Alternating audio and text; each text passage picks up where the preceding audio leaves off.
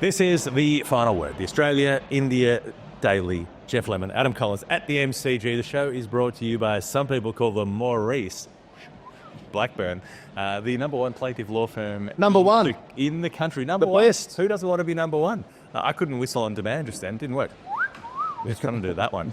Under pressure, things don't always work. And there might be a bit of that in the 30-second summary today. Because, Adam, a busy day of Test cricket. You've got 30 seconds. Tell me what happened. Very busy. Cummins and Smith batted beautifully. They put on 112. Smith on the way, made his 34th Test 100. 11th against India, 5th at the MCG. Batted quickly, batted purposefully. They went at 5.3 and over until the lunch break. Lost 3 quick wickets after lunch, 3 for 20. All out 474. Laid the foundation. Cummins goes bang straight away, gets Rohit. Pulling, bad shot. Gets Rahul on the stroke of tea with an absolute screamer. Takes off stump, maybe the best ball of his career. 2 for 51 at the short break. Got to speed up here, running out of time. Last session, big partnership building between Jaiswal and Kohli. 20 minutes before the close. Calamitous run out. Jaiswal gone for 82. Bowling goes bang bang. Kohli's out amongst that as well. They trail by 310 at the close. Okay. Wow. Okay. Wow, indeed. We're going to start at the end. Yeah, okay. Start me Big at the deep breath, because that summary needed to fit way too much. We've got to start with VK, the Victor Mower. What's going on in the mental department? What's going on at the top of the book depository for Virat Kohli at the moment? What's he thinking when he sees the motorcade go by? The decision making. I mean, we talked about it yesterday. He ended up getting docked 20% of his match fee. Fairly funny. No demerit points. Interesting that was how. Come back to that. Yep. Come back to that later. But things didn't seem to be. It wasn't good decision making there. But today, to be polite, what the fuck are you thinking when the ball goes past you to mid on? Oh, it's definitely Jaiswal's fault. But he's watching it the entire way. But Kohli's turning around, watching the ball. He's turned around to do the sensible thing. There's never a run there in 148 years of Test cricket. There's never a run there. Jaiswal, brain explosion. What? But Kohli... Why is he watching Kohli, the problem from Kohli wasn't the run out. The problem from Kohli was the ball. Because he got back to his ground. There was never a run there. Jaiswal kept running. What the fuck was he doing? But the problem from Kohli was when there was the run out, he needed to regroup. He needed to reset. He'd been so disciplined. It had been there were comparisons already being made to what Sachin did with his double ton of Sydney. He was not cover driving. He was doing everything right. Australia were tempting him outside the line of the off stump for basically a session, right? And Kohli gets all of that right. The minute the run out kicks in, right, that's where Kohli should be like, fuck, that's a moment in time. We need to reset. We cannot possibly lose another wicket before the close of play. There's all that scoreboard pressure. And that's when he decides to nibble outside the line of the off stump. That's the bit, the next over, when he decides to give in to that temptation from Scott Boland. That's where he's culpable. Jaiswal, he hit the ball so well. I can't fathom why he thought there was one there. But, young player, he'll learn from that. He, again, was batting beautifully. I'm going to take my glasses off because they're getting in the way. Sure. He was batting so nicely to that stage, Jaiswal, as well.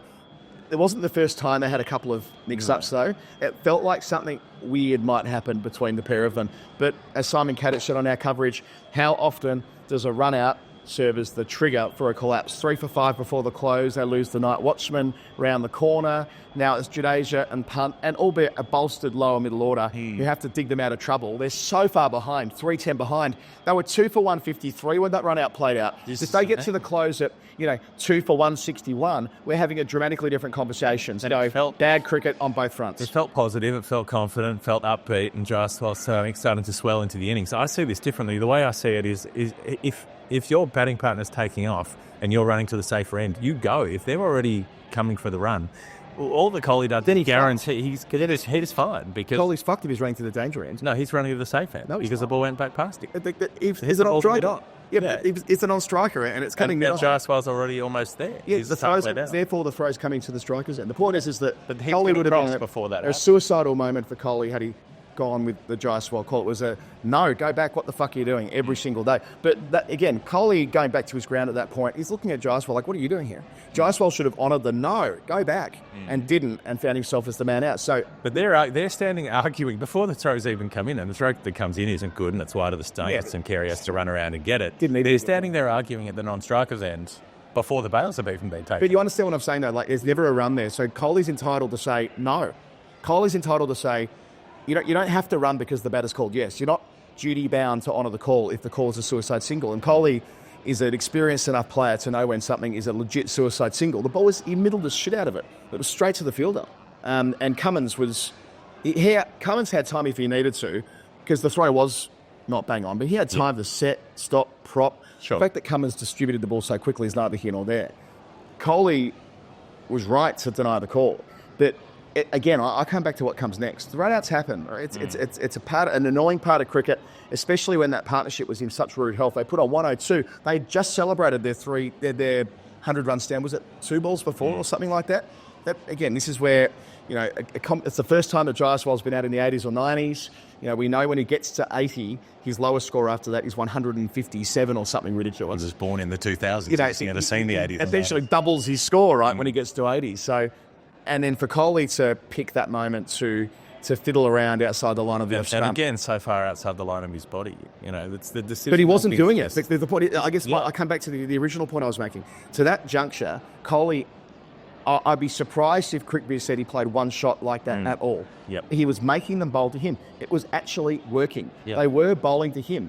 There was a spell there where they had to go through the rotations, and Mitch Marsh was operating at one end, and I think it was Stark at the other, and they were feeding. They were bowling with a 5-4. They'd almost given up on the path of resistance on 4-5-6 stump line. They're like, well, actually, we'll try and get him out more conventionally because he's seeing the ball pretty well.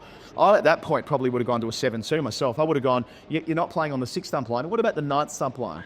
Have 4 overs out there, and let's see whether you can resist any of that. But the point was, he'd done all the yards. He put in all the... What did he face? 86 balls. That is, by any definition, in. To get out at that point, that's when the senior player thing, that's when you've got to step up. So, 2 bad bits of cricket, but that leaves them so vulnerable here, and all the scoreboard pressure is now with Australia. I would throw in that if the young Tyro in your team is on 80 and absolutely flying, then rather than guaranteeing he's going to get run out, take the chance yourself. If they were to lose a wicket at that point in the run out, they'd be better off India if it were Kohli than if it were Jaiswal. Kohli's not duty bound. I don't know. Kohli's not duty bound. No, I mean, there's what's best for your team at that point. But running himself out, giving a wicket away. I mean, they're looking to lose one anyway. So, who would you rather? If you're, they're not doing that calculation. They're not going, he's on 82, I'm on 36. I better run to finish the sin. It's Jaiswal's fuck up. Jaiswal's out. I mean, but it's worse for India that Jaiswal's out. Anyway, we spent enough time on this. Yeah, well, we clearly. But the Gakash, Boland late in the day, gloomy conditions, MCG. He did so much right in the first spell. What is it? He loves getting a night watchman out. Yeah. Late in the day. He's like, night watchman. Okay. Third time get rid of that. It was England, South Africa. Third time he's got a night watchman out late in the J at the G. Yeah. And it felt like once that little passage of play got in the heads of India, that it was inevitable there was going to be more wickets. And the Akash Deep one, a bit unlucky because it ballooned off the thigh pad. Like it was inside edge. If it wasn't the thigh pad, it probably would have gone to ground before it reached Nathan Lyon in the leg side trap. Yeah. But, all that work that Smith and Cummins did earlier in the day, let's go full circle to the start. You earn the right to let the other team bat well for a while. That was the glory of what Smith did. He built into it. He accelerated through the innings. It was his fastest Test 100 for the last 20 that he's made. Like that's an enormous amount of Test cricket to have had your fastest 100 since. I think that was in 2017 or 2018 or something like that. So the fact that Smith found a way to power on through 3 sixes in the knock, batting with Cummins, as well as Cummins played again. Unlucky to be the Smiths one short of a half century, picking the wrong ball to have a dart at. But those guys putting on 112, most of that, the vast majority of that this morning, meant that Brett came up to me at one point and goes, game's gone for India here because they've just let the drift over. They needed to go bang, bang, bang this morning. And they started immediately. Siraj, that first over, goes for 8. Yeah. Starting off the day, he ends up ton up, none for... I mean, God, he's had a miserable couple of tests on this tour. Yeah, from the start of the series when Siraj had dismissed the entirety of Australia's top 7 in the space of 3 innings, from there to where we are now, where it feels like he's the bowler they're looking to target the most. I think Akash Deep didn't bowl as well today as he did at different points yesterday either. Sundar spun it. Jadeja took 3 wickets. Bumrah finishes with 4 for 99. He misses out on a little side cage. Never conceded more runs than that in a Test innings. He's never conceded 100. Yeah, that's still 82, 88 was it? 88. A few years ago in New Zealand. It would be that. That's his bogey country. That's the country where, for no particular reason, Bumrah averages like 40 with the ball. A bunch of people's bogey country. I think Kohli has done poorly in New Zealand too, hasn't he? Right. Yeah, well, this is against New Zealand full stop. Bumrah didn't get any wickets when they played recently in India. But yeah, like... They're scared of ferns. It's a little known fact about Jasper Bumrah. The one weakness is that he's got a phobia of ferns. So if you come out to bat just covered in ferns, like one of those sort of special forces snipers on some sort of jungle mission, if you've got like one of those helmets on with fronds coming out of it, just does his head in. You can't calibrate. Love the shot that Smith played to move to 100. You know, again, we're talking about players who are getting towards the end, who are limited compared to what they were before. Like when we think of them in their purple patches.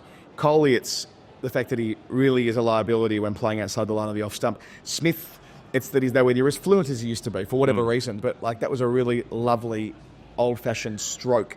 It didn't overhit it, a stroke to the cover boundary for 100, and that satisfied, you know, tapping of the badge and the helmet and the you know, really to him anyway, you could tell how much that meant doing it again at the MCG, a ground where he made 4 Test hundreds in a row between 2014 and 2017. It must have been.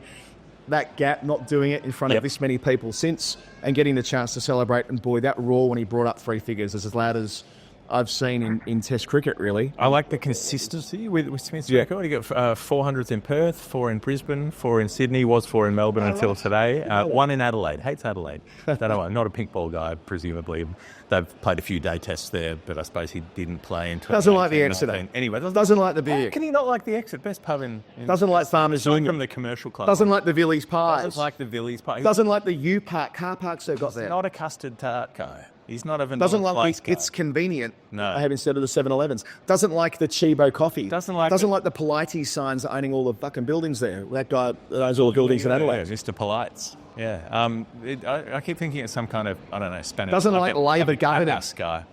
As they do routinely in South Australia. Yeah, there's a lot of states where that happens, though, where he does make runs, though. So I don't necessarily think of that. Maybe he just doesn't like when they put river in front of the name of the river instead of after the name of the river.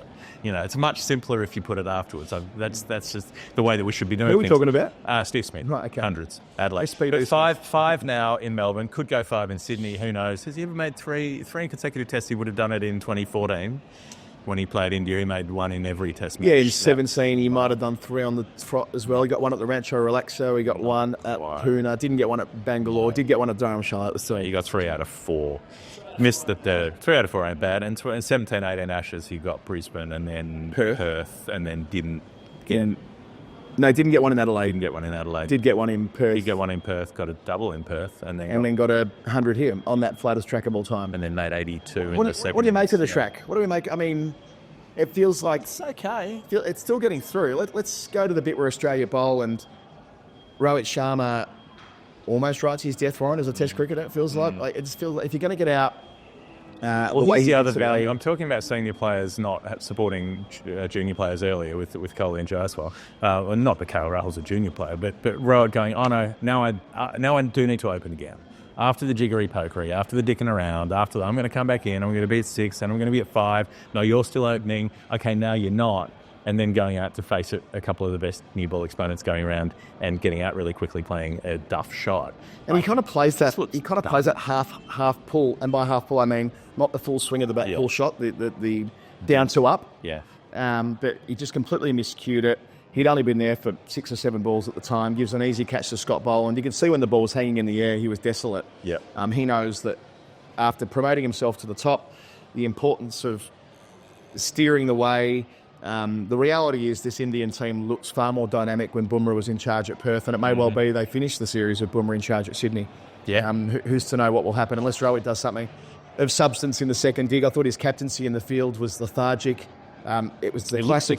He was doing the head in hands thing and the I've got a headache thing, and I'd rather be in the pool. Starting with the deep backward point today, just letting Australian milk runs, the following the ball. I mean, it's like I was watching an under-14s game. Every time Smith or Cummins hit the ball somewhere, Rohit moved the fielder there. There was nothing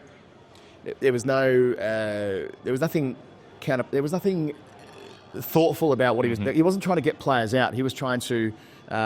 It was after the horse was bolted throughout. I can't quite articulate my point of view, but you know what I'm trying to say. He wasn't... There's no juice. Yeah, there was no juice. He wasn't saying, like, here's the plan. We're trying to, over a period of time, implement a plan to get a player out, and this is all 3 ways. Instead, it was like, we're just absorbing run after run. 5.3 and over was the run rate in that first session. Often 3 or 4 or 5 Band-Aids out on the boundary line. They weren't sweepers, they were Band-Aids. They were there to protect and stem bleeding. They weren't there to, have 2 out for the hook or something like that. Nothing like that, really. And again, how many times did he need to throw the ball to Bumrah? 28 or so overs across, 10 spells. Anytime there was a problem, give the ball back to Bumrah. And I get the temptation to do that. But it did feel like it was they had one plan and it was Bumrah bowling Australia out, and when that didn't work, they were bereft. Yes, and he's got 25 wickets for the series, but he's probably got an arm that's about to fall off. So who knows how effective he'll be in the last 3 innings if they do manage to make Australia that again. Cummins with the ball to KL Rahul. Got to spend a little. I suppose we could do that in the Hall of Fame. It probably is Hall of Fame. No, I reckon it deserves discussion in the main body, because we've been at a number of these. You've been writing about it this afternoon. We've been at a number of these. The Joe Root ball in 2019. 2 of them. The Rohit Sharma. Yeah, there's 2 of them. There's the Rohit Sharma ball a couple of weeks ago at Adelaide Oval. Ben Jones was clocking numbers saying he's hit the top of off 12 times in Test cricket now. Pat Cummins, but that ball today moved twice as much as the Joe Root ball and was quicker. I was on comms at the time. A privilege to be on comms on moments like that. I reckon it's the best ball I've seen from Cummins in his ridiculous Test career. And getting KL Rahul, who looked in terrific touch. Yeah. It was going to take something special to get rid of him last ball before tea. I know they go on to put on 100 straight after, but it meant they went into that short break up and about. Yes, and there's just the style of that ball from Cummins. It just slides past the outside edge of that, angles in, moves away, not that much, but just enough, and hits the top of off, and he's done it again and again and again. Craig Brathwaite's had a couple of them. Babar Azam had one. You know, there's a whole catalogue of, it's almost the identical delivery, and you can see how hard it is to face, because it's the best players in the world, they've got out to it repeatedly over the course of his career. Yeah. So, India, end of the day, way adrift, 300 plus behind. They're going to need something magic to try to get into contention, I suppose. Maybe they're thinking Brisbane again, just get past the follow-on mark in the first instance and then see what you can try to do from there. I'd be really surprised if the follow-on's in the frame, given the heat yesterday. And, I mean, not that would have taken huge amounts out of their fielders because they were batting, but still, I don't feel like that's the play right now. Although, in saying that, there is weather about tomorrow. So we'll see how that plays out. Hopefully we get the majority of play in tomorrow. But, look, they're bolstered their lower middle order. They've had the night watchman come and go. That means that for the 6th wicket, they've got Punt and Jadeja. Then they've got Akashdeep batting at 8, whereas he was carded at 7. Not Akashdeep. He's out. Nitish Reddy. My apologies. And he's been out. And then, of course, they've got Washington Sundar, who's going to come in at 9, which is super deep. It must be nice. It must be nice. So there's something there, my to have Washington in your side. At 9. He's batting 9. Okay, before we go to the Hall of Fame, CBUS. You talked about, Rohit Sharma, plug in the gap. So we're going to put someone there, Past performance, Rohit, not a reliable indicator of future performance. Just because they hit a shot there doesn't mean they'll do it again, especially when you put a fielder there. But if he's retiring soon, if he were Australian and he were about to retire, Rohit Sharma, he could do worse than look at CBUS Super to sort out his savings in retirement. I think he's probably gone okay for savings. Well, they talk about cricketers going on the T20 superannuation circuit, and at the end, Rohit Sharma won't need to do that because he's an IPL superstar and he plays for India, so he's a millionaire a million times over. However, most of us don't have that privilege in life. Most of us work for a living, and we need to make sure that when the time comes that we no longer can do that or choose not to do that, that we've got a reliable income stream to see us through, and superannuation was the elegant public policy solution to that back 40-odd years ago, which is when CBUS got into this business. Their 8.87 average return in their default My Super account may not be a reliable indicator of future performance, past performance, as you say, the disclaimer, but, 8.87, you do the math on that. It's impressive math. Okay. cbussuper.com.au. Sort your super out. Break time. It is the final word. It's Australia. It's India. It's the Daily. It's the Hall of Fame. A little thing I noticed when wandering around the press box today, a gentleman, a largish gentleman, well-built gentleman in an Australian Raiders shirt. What's the Australian Raiders, I hear you ask? Are they the Canberra Raiders? No, they're not. Those guys like milk and hitting each other in the head. These are the Australian Raiders. They are the Australian Kabaddi team that's playing tomorrow night at the time of recording. John Cain Arena, across the road, wherever we are in Melbourne. They're playing the best Kabaddi team that India can offer against the best Kabaddi team that Australia can offer. There may be a gulf between those two things, but this is professional tag with tackling, full body contact into the floor. There's going to be muscle on muscle tomorrow. I feel like I know more about it now because I did have an audience with Josh Kennedy today, the Australian skipper. No, not the guy that helps the Kaiserslautern Miracle in 2006. No, not the guy who kicked all the goals for the West Coast Eagles. The Sydney Swans, Josh Kennedy, who should have really played 3 flags for Hawthorn. He fucked up that trade. That's pretty clear. But Josh Kennedy leading the Australian team tomorrow night. I confirmed with him, is it the national team? It is the national team. This isn't like an exhibition team. It's not the Australian 11. No. This is Australia. Australia. And I asked him who the better players were, and he said, well, the guys who've just retired from footy are going pretty well. Yes. And Billy Gowers, Hibbert, others who are not long retired, he's expecting to do best for them. But they've been training under Campbell Brown, and they've been doing their thing. They've been really enjoying it. They've been really throwing themselves into it. From their perspective, this is something they're now totally pumped for tomorrow night, and so are we. John Cain Arena and Josh Kennedy, who is the grandson of John Kennedy Sr. This is John Cain Arena Sr. Jr. We didn't resolve that last week. Yep. There is a John Kennedy Jr. and a John Kennedy Sr. Both massive Hawthorn figures. Yeah. Coach at our first 2 flags. Make that 3 flags. Sadly, there's a Robert Kennedy Jr. as well to around. Not in that family. But not in the Hawthorn Kennedys. different family. Anyway, the point is that he's a lovely bloke, and he stood in the back of the SEM box and watched Boland take those 2 wickets. There we go. So, that was all good. It's happening tomorrow. We're going. Come and hang out if you want to. Now, Hall of Fame, Steve Smith with 34 Test hundreds. That was a number that just resonated for me today because I thought Eunice Khan. I bet Steve Smith had a photo of Eunice Khan on his bedroom wall. Eunice Khan would have debuted in like 1999 or something, wouldn't he? So he's more likely to have had a photo of Brian Lara, who also made 34. Whatever. I don't care about Gavaskar. Gavaskar with 34, Lara, Jai Warner. You can bring me all your stars. Eunice Khan is the most undervalued and under-respected member of the 30-ton club. By such a distance, it is not even competitive.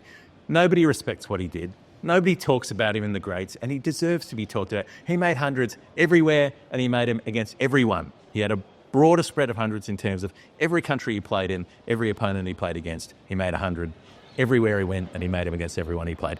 Nobody else did that. He's the only guy to have done that. He's the only guy to have the full spread, the full set. I suppose it's probably been a bit screwed up now that Afghanistan and Ireland have come in. Maybe he should come back. Come out of retirement, Eunice Khan, and play Ireland and Afghanistan and make hundreds against them. You still could. I bet you're still fit as a fiddle. Eunice Khan goes battering everywhere he goes, as the football chant goes in England. Eunice Khan made 10,000 Test runs. Steve Smith, about to. 50-odd runs away. We saw Eunice make his 10,000 run. 195 short before today. Yeah, so he's, whatever that works out to be after the way 40. Yeah. I think it's 50-odd. Anyway, so Smith... 45. 55? Can't do that. Eunice made his 10,000th run at Sydney. Sangakkara got his at Melbourne. So, good going on there. I was looking, and Steve Wars made his at Sydney too. I was there for all of those, come to think of it. So next week, if not this week, Steve Smith will get the chance to do that. Yeah. Thank you for raising Eunice Khan, his spirited defence of his legacy. Sixes against Jasprit Bumrah. He'd never been hit for more than 1 6 in an innings before this one.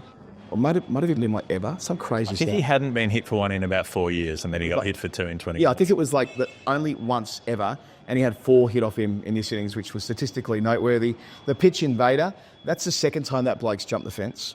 It's the same guy from the Ahmedabad final last year in the World Cup. So he's been charged. But if it's your second go, time to get... Different country, though. He's inspired by Eunice Khan. He wants to invade a ground in every country that he watches Test cricket in. I mean, how desperate is he? Going up and hugging Kohli and all of that. Like, I get he's probably never had a root before, but needing to kind of go up and cuddle Kohli... Like, fuck off, mate. Yeah. Honestly, you don't need to be It's here. not interesting.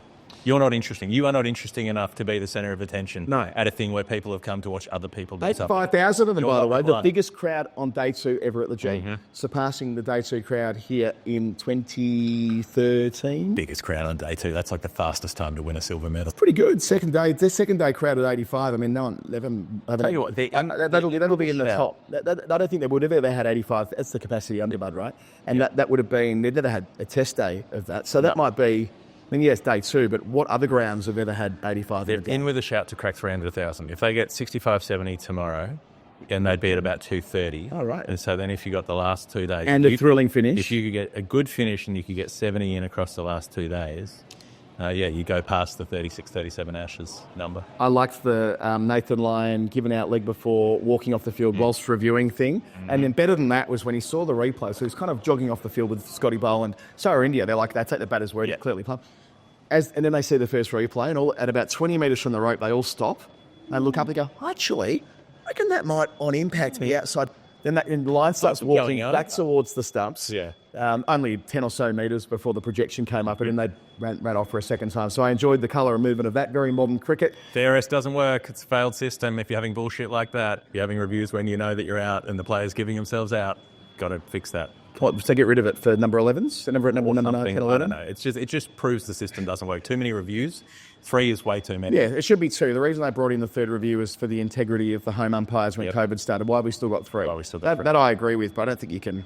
Anyway, that's that. And last thing, talking about modern cricket, Sam Conster's second day as a Test player, going and revving up Bay 13, doing the Merv Hughes slow claps, and going over to the Indian active support behind the goals at the City end and doing the same thing with them. So Sam Conster has got Australia and India on his around his little finger at the moment. I don't know who said this to me today, but somebody watching on said Sam Constance is behaving the way that you or I or anybody else would behave if we just randomly got picked in the Australian team for a test. Still dream it's like, might as well enjoy it. I still dream about it. Most of my dreams end badly when I'm playing for Australia. Yeah, you dream about like everybody getting some kind of viral illness in Gaul or something, and you're the only one with an Australian passport. I am available if selected over there. And you and Greg Matthews. As I've said before, my off spin on that Gaul surface would be a handful. That's what I'm saying. You and Greg Matthews are available. Virat Kohli got a 1 point demerit. If you want to know why, it was a level 1 and 1 demerit point. Read Dan Breddig's piece on the age. Long story short, they changed the rules after Abada v Smith, after the trial of the century, as we talked about yesterday.